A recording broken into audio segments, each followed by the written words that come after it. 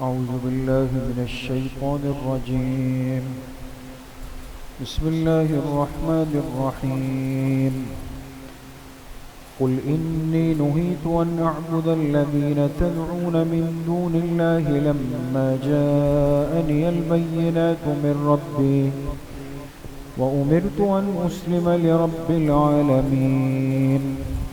هو الذي خلقكم من تراب ثم من نطفة ثم من علقة ثم يخرجكم طفلا ثم لتبلغوا أشدكم ثم لتكونوا شيوخا ومنكم من يتوفى من قبل ولتبلغوا أجلا مسمى ولعلكم تعقلون. هو الذي يحيي ويميت فإذا قضى أمرا فإنما يقول له كن فيكون. صدق اللہ العظیم. یہ سورہ مومن کی آیت نمبر 66, 67 اور 68 تین آیات آپ حضرات کے سامنے تلاوت کی گئی ہے.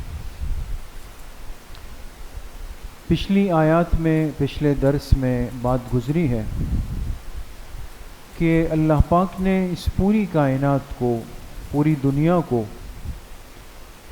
اور دنیا کی ان چیزوں کو انسان کے مختلف فائدے کے لیے، ضروریات کے لیے پیدا فرمایا.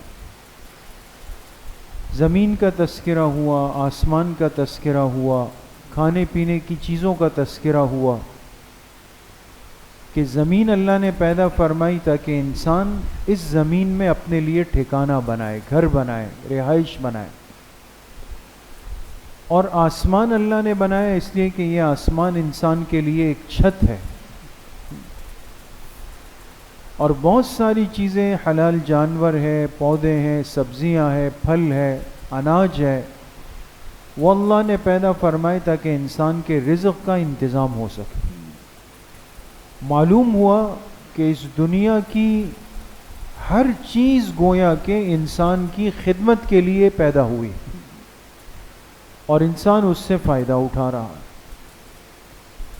آج کی جو آیات ہیں اس میں پہلی آیت میں تو شرک کی نفی فرمائی گئی. کس چیز کی؟ شرک کی. کہ یہ جتنی نعمتیں پیچھے ذکر ہوئی، جتنی نعمتیں آگے آ رہی ہے، ان سب کو بنانے اور پیدا کرنے والی ذات کس کی ہے؟ اللہ کی. اللہ کے ساتھ کوئی شریک نہیں اس میں. تو پہلے شرک کی نفی فرمائی اور پھر اللہ نے اپنی نعمتوں کا ذکر کیا، اور وہ نعمتیں کہ جس کے نتیجے میں ایک انسان کا وجود بنتا ہے، انسان دنیا میں آتا ہے اور آنے کے بعد پھر یہ مرحلہ وار اوپر کی طرف جاتا ہے. بچہ ہے، بچپن ہے، لڑکپن ہے، جوانی ہے، پھر بڑھاپا ہے، پھر موت ہے. اور کبھی انسان بڑھاپے تک پہنچا ہی نہیں کہ موت آ گئی. یہ اللہ پاک نے سارے احوال ذکر فرمائے. ان آیات کا ترجمہ ہے، قل، اے میرے حبیب صلی اللہ علیہ وسلم آپ کہہ دیجئے، انی نہیتو، بے شک مجھے منع کر دیا گیا.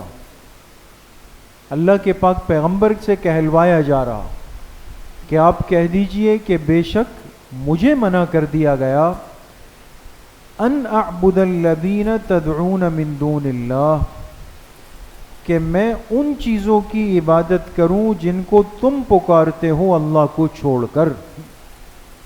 میں اللہ کے غیر کی طرف نہیں آ سکتا جن کی طرف تم جا رہے ہو. لما جاءنی البینات من ربی، اس لیے کہ میرے پاس تو میرے رب کی طرف سے واضح دلائل آ چکے ہیں، حق واضح ہو چکا ہے، پھر کیسے اللہ کے غیر کی طرف دیکھیں. وَأُمِرْتُ، اور مجھے حکم دیا گیا کہ ان اسلم، کہ میں اپنا سر جھکا لوں، لرب العالمین، تمام جہانوں کے رب کے سامنے. تو بھئی سر جھکانے کے لائق ذات صرف کس کی ہے؟ اللہ. انسان کتنا عاجز گر جاتا ہے کہیں بھی اس کو موقع ملے جا کے پیشانی ٹیک دیتا ہے، جبکہ قرآن سمجھاتا ہے اور اللہ کے پاک پیغمبر سے کہلوایا گیا کہ آپ کہہ دیجئے کہ مجھے حکم دیا گیا کہ میں سر جھکا دوں تمام جہانوں کے رب کے سامنے۔ هو الذی، اور اللہ وہ ذات ہے، خلقکم من تراب، جس نے تمہاری پیدائش کی ابتدا کی مٹی سے۔ چونکہ انسان کی بنیاد کی جو اصل ہے وہ کہاں سے بنی؟ مٹی سے۔ آدم علیہ السلام کا جو جسم بنایا گیا وہ گارا کس چیز کا تھا؟ وہ مٹی کا گارا تھا۔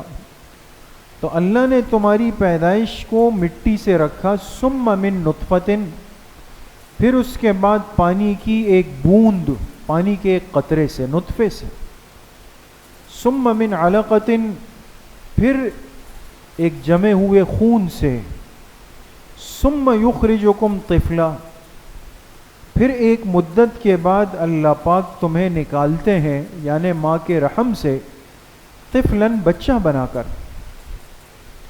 ثم، پھر اللہ پاک تمہیں زندگی دیتے ہیں، لتبلغوا اشدکم، تاکہ تم اپنی بھرپور جوانی تک پہنچ جاؤ، ثم، پھر اللہ پاک تمہیں زندگی دیتے ہیں، لتکونوا شیوخا، تاکہ تم بڑھاپے تک پہنچ جاؤ، وَمِنْكُمْ مَنْ يُتَوَفَّى مِنْ قَبْلُ، اور تم میں سے ایسے بھی ہوں گے کہ جو اس تک پہنچنے سے پہلے پہلے فوت ہو جائے۔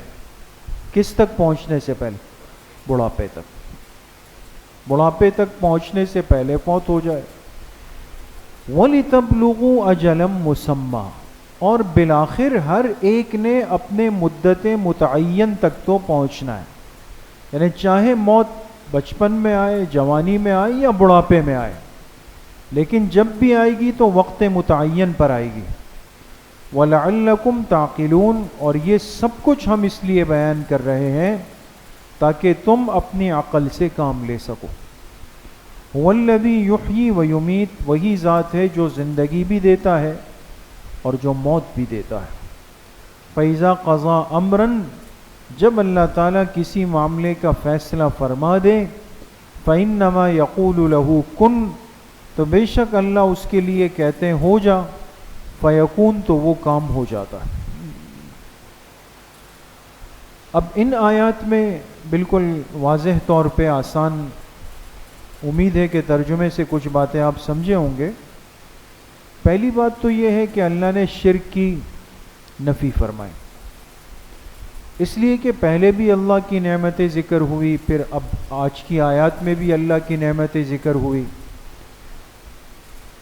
تو انسان کا مزاج یہ ہے کہ جب یہ خوشی میں ہوتا ہے، نعمتوں میں ہوتا ہے، راحت میں ہوتا ہے، تو اللہ سے بہت جلدی اس کے دور ہونے کا خطرہ ہوتا ہے نا؟ تکلیف جب آتی ہے تو بالآخر انسان نے دوڑ کے اللہ پاک کی طرف ہی آنا ہے، تو اس کو پتہ ہے کہیں اور سے کام بنے گا نہیں۔ لیکن جو خوشی کے مواقع ہے، جو نعمتوں کے مواقع ہے کہ مال کی کثرت ہو گئی، اسباب کی کثرت ہو گئی، اولاد کی کثرت ہو گئی، بڑا خطرہ ہوتا ہے کہ یہ بندہ کسی اور رخ پہ نہ چل جائے۔ اس لیے اللہ پاک نعمتوں کو ذکر فرما کے اس کے فوراً بعد شرک کی مذمت فرماتے ہیں کہ دیکھو یہ نعمتیں جو تمہیں ملی یہ ہمارے فضل سے ملی، کسی اور نے نہیں دی، نہ کوئی اور دے سکتا ہے، لہذا کسی اور کی طرف جانا بھی نہیں، ہماری ذات کی طرف ہی آنا پڑے گا۔ تو اس لیے میرے عزیزوں، دوستوں، بزرگوں، انسان چاہے چھوٹی نعمت ہو، چاہے بڑی نعمت ہو، چاہے ہم اسے معمولی سمجھے، ہم اسے بہت بڑا سمجھے، لیکن ہمیں حکم بہرحال کیا ہے کہ ایک نعمت کو استعمال کر کے شکر کس کا ادا کریں؟ اللہ۔ الحمدللہ، الحمدللہ کا حکم اسی لیے دیا گیا کہ یہ بندہ کسی اور طرف نہ دیکھ لے، کسی اور کی طرف متوجہ نہ ہو جائے۔ ایک بات۔ پھر اللہ پاک نے اس انسان کو اس کی جو تخلیق ہے، اس کے جو بننے کا مرحلہ ہے، پھر اس کی زندگی کے جو مراحل ہے وہ چند لفظوں میں ذکر کی۔ یہ قرآن کریم کا ایک اعجاز بھی ہے، ایک کمال بھی ہے کہ تم کیسے وجود میں آئے، کیسے بنے؟ فرمائے تمہاری بنیاد تو مٹی سے پڑی، بنیاد مٹی سے پڑی، تراب۔ اب مٹی چاہے کہیں کی بھی ہو، کتنی بھی قیمتی ہو، کس رنگ کی بھی ہو، لیکن جب مٹی کا تصور اور ذکر آتا ہے تو انسان یہی سمجھتا ہے کہ مٹی اس کو کہتے ہیں جس پہ انسان پیر رکھتا ہے نا؟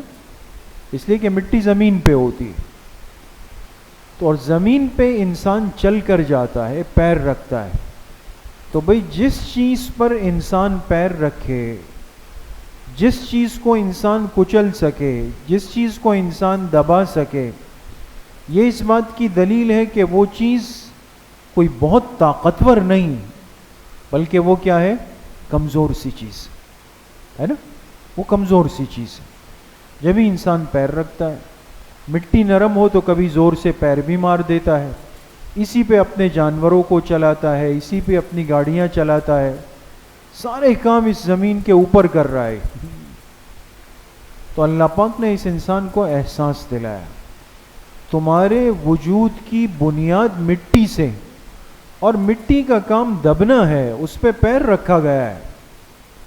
کبھی تکبر نہیں کرنا اپنے بارے میں، اپنے آپ کو کچھ سمجھنا نہیں کہ دنیا کے اسباب آئے اور کہو کہ یہ اور وہ ہو گیا، تم تو مٹی سے چلے ہو۔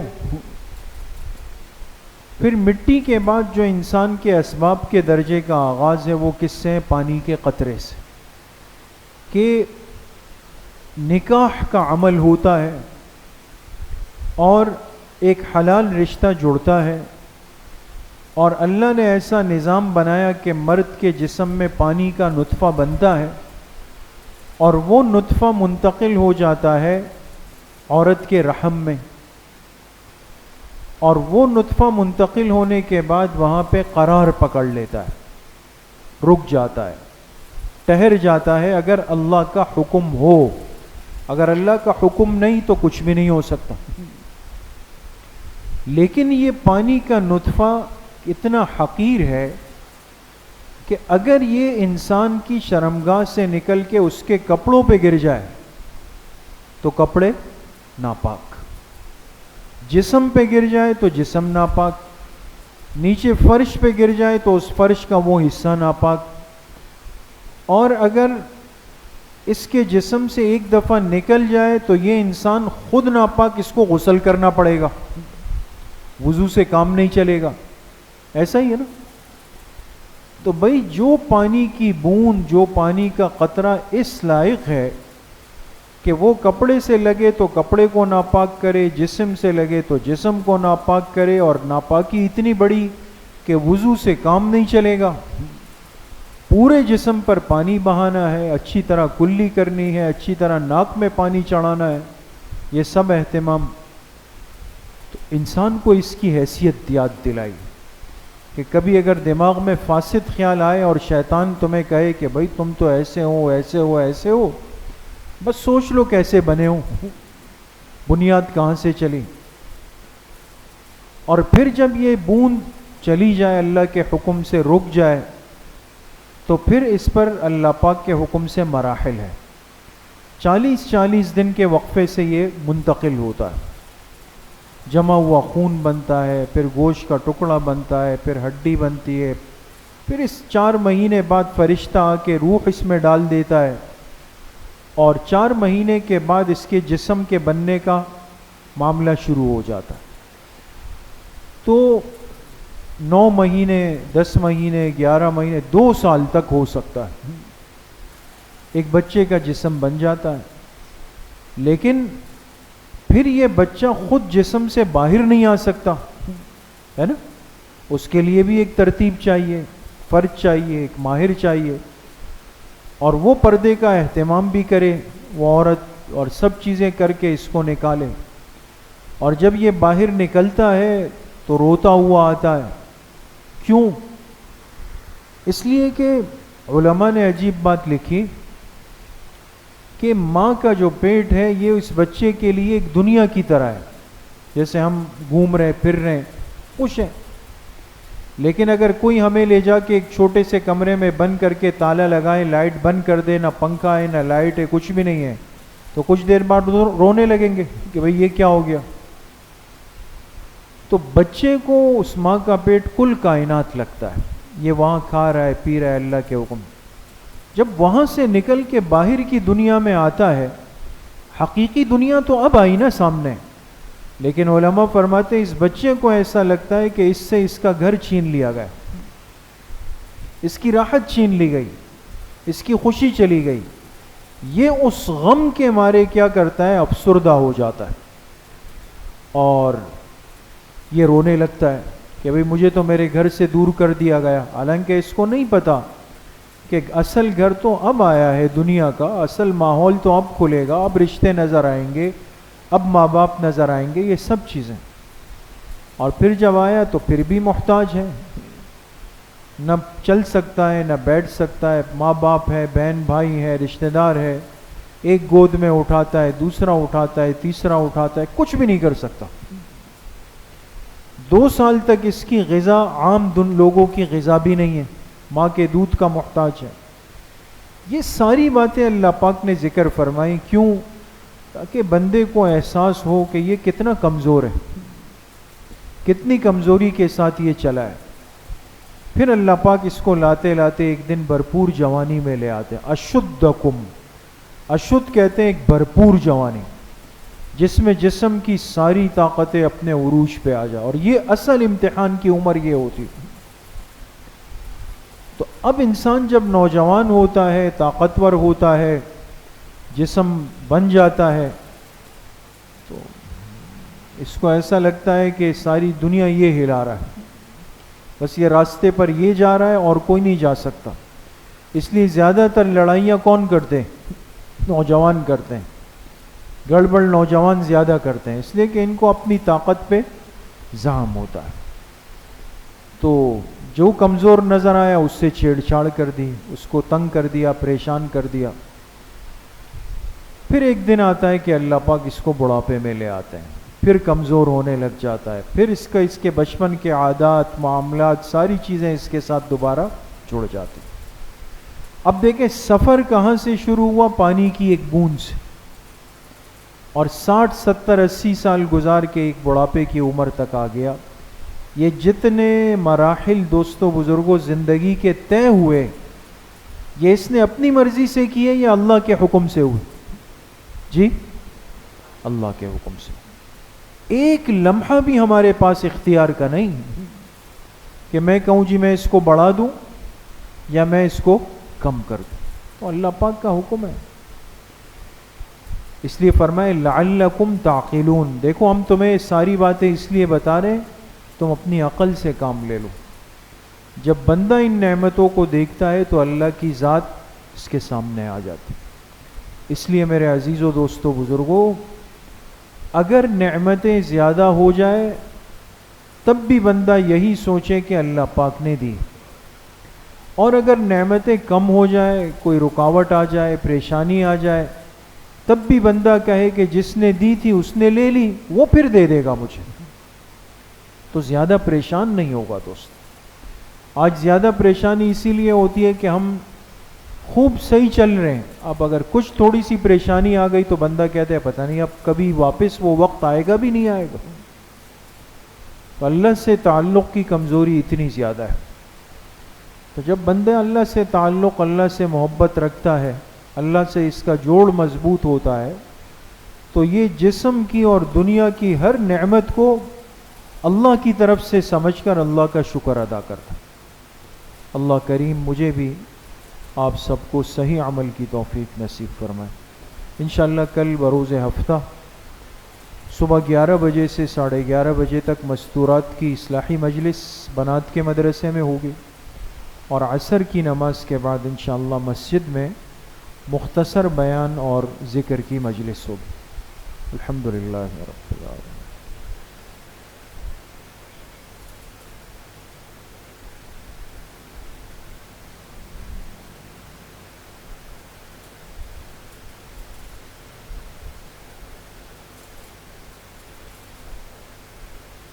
وصلی اللہ وسلم علی نبینا محمد وآلہ وصحبہ اجمعین.